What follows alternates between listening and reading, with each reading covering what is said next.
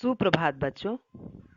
आज हम पुनः सुमित्रा नंदन पंत रचित प्रार्थना कविता के भावार्थ से परिचित होंगे। काव्य का गहन अध्ययन कर भाव को समझने का प्रयत्न करेंगे। पिछली कक्षा में हम लोगों ने सुमित्रा नंदन पंत के व्यक्तित्व एवं कृतित्व के संबंध में जानकारी प्राप्त की। बच्चों, याद रखेंगे कि सुमित्रा नंदन पंत छायावादी कवि हैं और मैं पहले ही बता चुकी हूँ कि छायावादी कवियों की विशेषता है कि हृदयगत भावों का बाहरी दुनिया से तालमेल बैठाना, और ये प्रकृति के सुकुमार कवि भी कहे जाते हैं।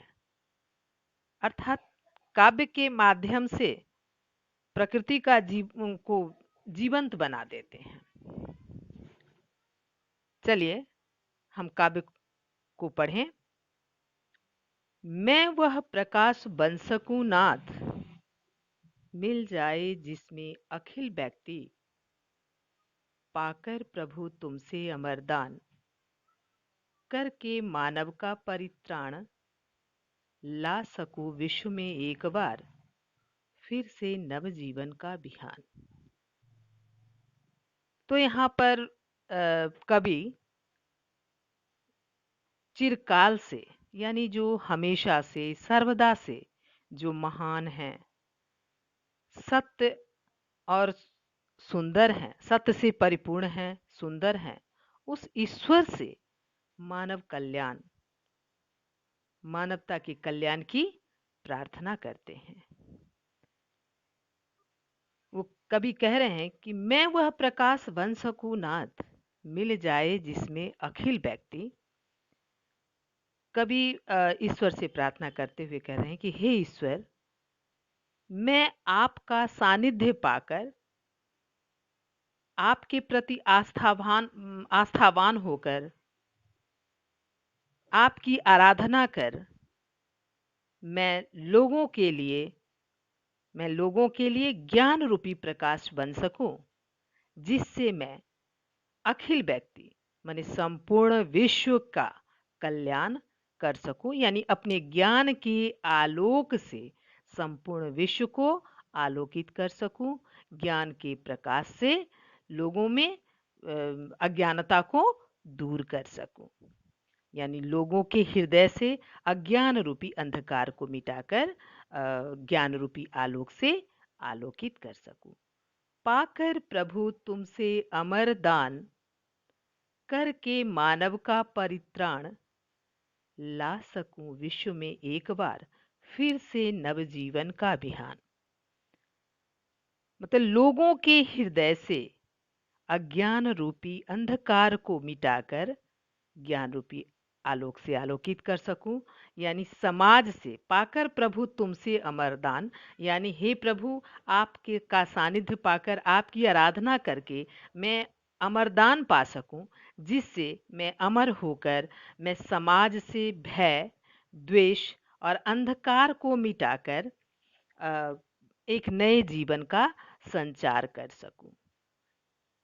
अर्थात नए जीवन का संचार करना मतलब बच्चों, अर्थात समाज में शोषित, उपेक्षित लोगों में, जो शोषित हैं, जिसकी उपेक्षा की जाती है, ऐसे लोगों में कुरीतियां, रूढ़ियां एवं वर्ग भेद को मिटाकर मैं भारत में नया सवेरा लाना चाहता हूं। ला सकूं विश्व में एक बार, फिर से नवजीवन का बिहान। बिहान मतलब भोर, प्रातःकाल, मतलब मैं जो भी संसार की जो बुराइयां हैं, जो कुरीतियां हैं, जो धार्मिक पाखंड हैं, वर्ग भेद हैं आदि जो समाज में फैला हुआ है, जिससे अंधकार व्याप्त है, तो मैं उसे मिटाकर मैं भारत में नया सवेरा ला सकूं, लोगों में आधुनिक, अर्थात बच्चों ये कहना चाह रहे हैं कवि कि लोगों में आधुनिक सोच विकसित कर सकूं। आधुनिक सोच का मतलब क्या? समय और परिस्थितियों के अनुरूप स्वयं के विचारों, मान्यताओं और व्यवहार में परिवर्तन ला सकूं, ताकि हम स्वस्थ समाज का स्वस्थ समाज की स्थापना कर सकें। अखिल अखिल मतलब होता है संपूर्ण।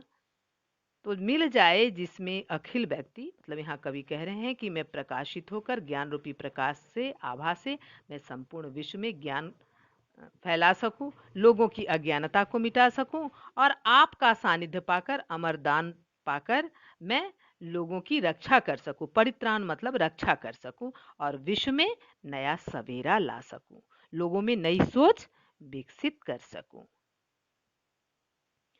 चलिए बच्चों, शब्दार्थ नोट करेंगे। जग, जग मतलब संसार। नाथ भगवान।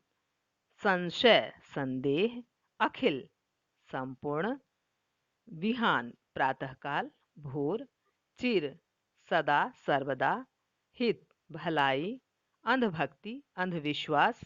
परित्राण उद्धार रक्षा। चलिए बच्चों, गृह कार्य नोट करेंगी। पहला प्रश्न, इस कविता का मुख्य भाव क्या है? दूसरा प्रश्न, कवि मानव की रक्षा कैसे और क्यों करना चाहता है? आज के लिए बच्चों इतना ही। धन्यवाद।